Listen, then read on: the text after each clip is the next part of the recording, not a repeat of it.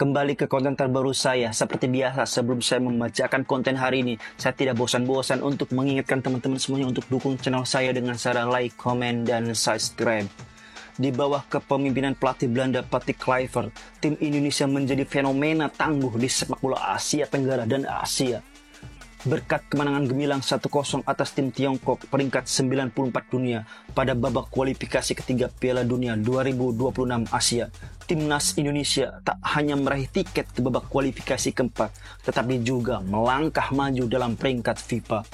Secara spesifik, menurut laman statistik FOTI Ranking, kemenangan bersejarah itu membantu Indonesia memperoleh 15,05 poin, sehingga total skor menjadi 1157,98. Dibandingkan dengan peringkat FIFA bulan April peringkat 123 dunia, tim dari negara kepulauan itu telah naik sedikitnya 7 peringkat dan saat ini menjadi tim dengan pertumbuhan tercepat di Asia Tenggara.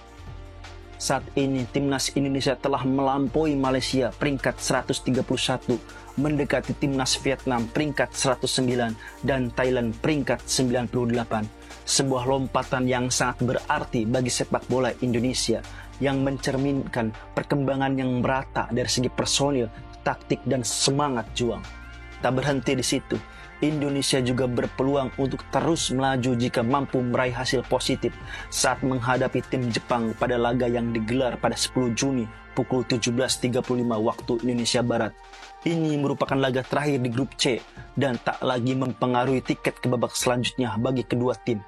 Jepang sudah memastikan satu tempat di babak kualifikasi terakhir Piala Dunia 2026, sedangkan Indonesia juga sudah merampungkan targetnya.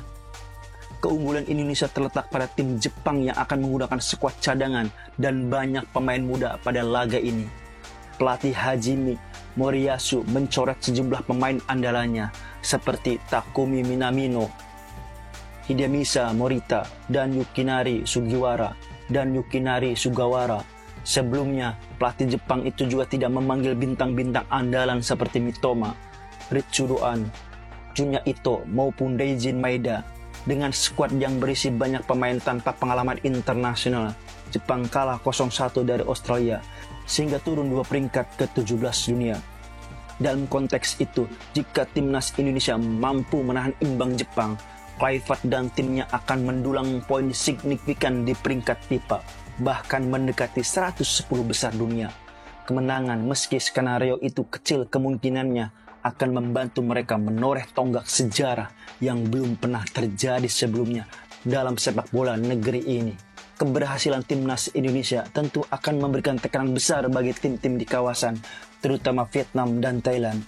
Jika tidak meraih hasil baik pada pertandingan 10 Juni nanti, posisi kedua tim di peringkat FIFA akan terancam serius. Bagi Vietnam, pelatih Kim Sang-sik beserta anak asuhnya akan menjalani pertandingan berat melawan Malaysia di Stadion Bukit Jalil pada 10 Juni mendatang. Pertandingan tersebut merupakan laga kualifikasi ketiga Piala Asia 2027 dan akan berdampak langsung pada tiket ke babak selanjutnya maupun posisi di peringkat FIFA. Menurut FOTI Rankings, jika Vietnam mengalahkan Malaysia peringkat 131, mereka akan mendapat sekitar 11,01 poin dan bisa naik 1 atau 2 peringkat. Sementara itu, jika mereka seri, Kim Sang-sik dan timnya akan dikurangi sekitar 1,49 poin.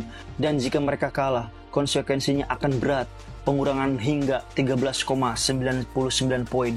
Cukup untuk turun beberapa peringkat dan keluar dari 110 besar. Thailand juga tidak berpuas diri setelah mengalahkan India 2-0 dalam pertandingan persahabatan pada Juni dan naik peringkat 98 dunia. Tim Thailand menghadapi tantangan besar saat bertandang ke Turkmenistan pukul 10 malam pada 10 Juni. Lawan ini memiliki fisik dan kebugaran yang bagus dan memimpin grup D berkat selisih gol yang lebih baik. Jika Thailand ingin memenangkan grup dan mengamankan tempat di babak berikutnya, mereka harus menang. Sementara itu, tim nasional Tiongkok tengah mengalami penurunan tajam pasca kekalahan dari Indonesia. Dengan selisih gol yang tipis dan hanya 6 poin dari 9 pertandingan, tim yang berlaga di Piala Dunia 2002 itu nyaris tak punya harapan untuk lolos. Kekalahan ini semakin menyoroti kemajuan pesat tim-tim Asia Tenggara seperti Indonesia, sesuatu yang dianggap tak terpikirkan beberapa tahun lalu. Selain itu, kebangkitan tim Indonesia yang pesat menjadi peringatan yang jelas bagi Vietnam dan Thailand jika mereka tidak segera meningkatkan kualitas pertandingan dan penampilan mereka yang stabil di pertandingan resmi. Risiko tertinggal dalam persaingan sepak bola regional benar-benar nyata. Pertandingan pada 10 Juni merupakan pertarungan untuk memperebutkan tiket ke babak berikutnya, sekaligus ajang persiapan untuk reputasi, peringkat FIFA, dan keberanian tim-tim papan atas di Asia Tenggara.